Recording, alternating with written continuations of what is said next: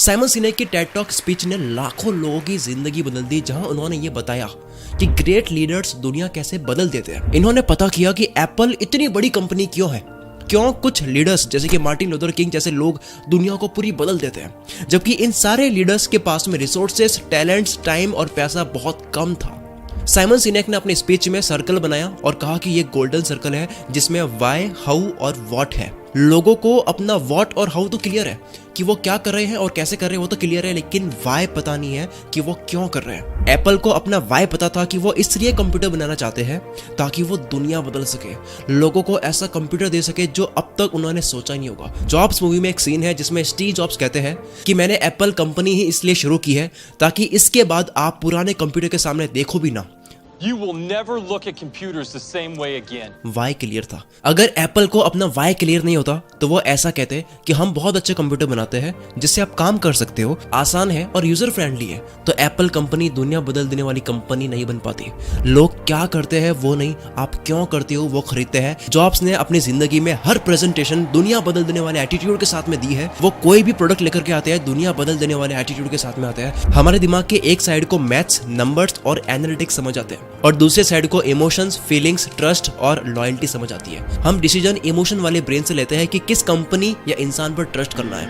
इस emotional brain को features, language, information समझ नहीं आती है, इसलिए केवल नंबर से बात करने वाली कंपनी दुनिया में राज नहीं कर पाती है, क्योंकि दिल जीतने के लिए इमोशनल ब्रेन को टारगेट करना होता है। जबकि एप्पल के प्रोडक्ट्स काफी एक्सपेंसिव होते हैं, एप्लीकेशंस भी काफी लिमिटेड होती है, कई तो पेड होती है, जो कि लॉजिक्स और नंबर्स है जिससे इमोशनल ब्रेन या डिसीजन लेने वाले ब्रेन को फर्क नहीं पड़ता है। कई कमियों के बावजूद और कम से कम चीजें देने के बावजूद भी लोग एप्पल लेते हैं क्योंकि इमोशनल ब्रेन को टारगेट करा हुआ है। जॉब्स ने आईपॉड लॉन्च करा तब उन्होंने इमोशंस बेचे थे कि क्या हो अगर आपके जेब में 1000 सॉन्ग्स हो, और आईपॉड को लॉन्च करा था वॉकमैन के जमाने में, दुनिया पागल हो गई थी। Amazing little device holds 1000 songs. अगर आप सक्सेसफुल पॉलिटिशियन को देखोगे तो वो सपने बेचते हैं, वो बताते हैं कि कैसे वो दुनिया बदल सकते हैं, ना कि वो नंबर्स, फैक्ट्स और एनालिटिक्स पर बात करते हैं। हम सबको पता है कि राइट ब्रदर्स ने हवाई जहाज बनाया, लेकिन हम एक और इंसान को नहीं जानते जिसने भी हवाई जहाज बनाने की कोशिश करी, जो कि है Samuel Pierpont Langley.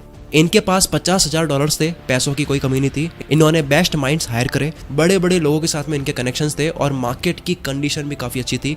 New York time हर वक्त इनके आसपास रहते, तो इनके बारे में हमने आज तक सुना क्यों नहीं? हमने सुना राइट ब्रदर्स के बारे में जिनके पास में कुछ नहीं था, कोई पैसा नहीं था, साइकिल की दुकान से इन्होंने पैसे जुगाड़े। राइट ब्रदर्स की टीम में से एक मेंबर भी पढ़ा लिखा नहीं था, ना ये दोनों पढ़े लिखे थे और ना ही न्यूयॉर्क टाइम्स इनके पास भी कभी आए। फर्क सिर्फ यह था कि राइट ब्रदर्स का जो पर्पस था, जो बिलीव था, जो विश्वास था कि अगर इन्होंने ये उड़ने वाली मशीन बना दी तो ये दुनिया बदल देगी। हम दुनिया बदल रहे हैं और यही दुनिया बदल देने वाला विश्वास उनके साथ काम करने वाले मेंबर्स का भी बना, इसलिए वो खून पसीने की मेहनत करने लग गए, केवल पैसों के लिए काम नहीं कर रहे थे। वाई पता था कि वो क्यों काम कर रहे हैं। और 1903 में राइट ब्रदर्स ने जब पहला हवाई जहाज उड़ाया तब सैमुअल पियरपॉन्ट लैंगली ने हार मान ली, क्योंकि उनको दुनिया नहीं बदलनी थी, उनको सिर्फ पैसा कमाना था और फेमस होना था, जो कि अब पॉसिबल नहीं है क्योंकि वो काम राइट ब्रदर्स ने कर लिया। आप क्या करते हो उससे नहीं, आप क्यों करते हो उससे बदलाव आता है। 1963 में 2.5 लाख लोग वॉशिंगटन मॉल आए थे मार्टिन लूथर किंग की स्पीच को सुनने के लिए। इन्होंने कोई इन्विटेशन सेंड नहीं करा, कोई वेबसाइट नहीं जहां पर तारीख लिखी हो, जबकि उनके कुछ आइडियाज तो काफी कमजोर थे। तो उनके पास में क्या था? इन्होंने अमेरिका को कैसे बदल सकते हैं ऐसा कुछ नहीं कहा, इन्होंने बस ये कहा कि वो क्या बिलीव करते हैं। इन्होंने हर बार लोगों से कहा कि मैं ये बिलीव करता हूँ, मैं ये बिलीव करता हूँ, और वो बिलीव लोगों से मैच हो गया। वाई पता था कि वो क्यों कर रहे हैं, इसलिए लोगों का इमोशनल ब्रेन ट्रिगर हुआ। लोगों ने बात आगे से आगे फैला दी कि इस वक्त स्पीच है, 2.5 लाख लोग डॉक्टर किंग को सुनने के लिए आए थे। उसमें से कितने लोग स्पीच को सुनने के लिए आए थे? 0। सब आए थे उनके खुद के लिए, क्योंकि वो जो बिलीव रखते हैं सेम स्पीच देने वाला बिलीव रखता है। स्पीच में इन्होंने कहा आई हैव अ ड्रीम, जो कि इमोशनल है, ना कि आई हैव अ प्लान, जो कि लॉजिकल है।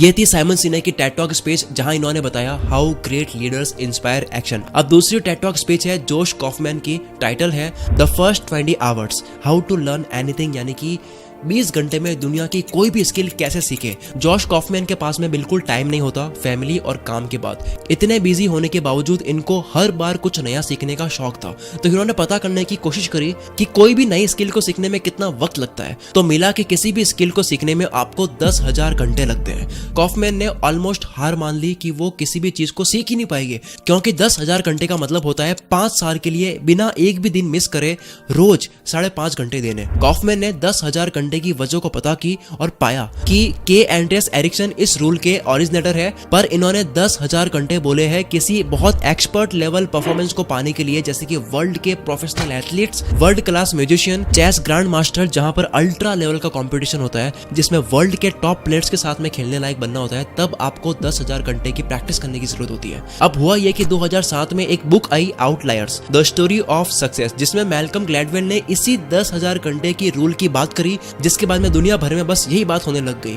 और सबको ये लगने लग गया कि अगर आपको कुछ भी सीखना है तो आपको 10,000 घंटे देने होंगे, जो कि बकवास है। इसलिए जोश कॉफमैन ने फिर साबित किया कि आप ये 4 स्टेप्स को फॉलो करके दुनिया की कोई भी स्किल सिर्फ 20 घंटे में सीख सकते हो। और वो 4 स्टेप्स है।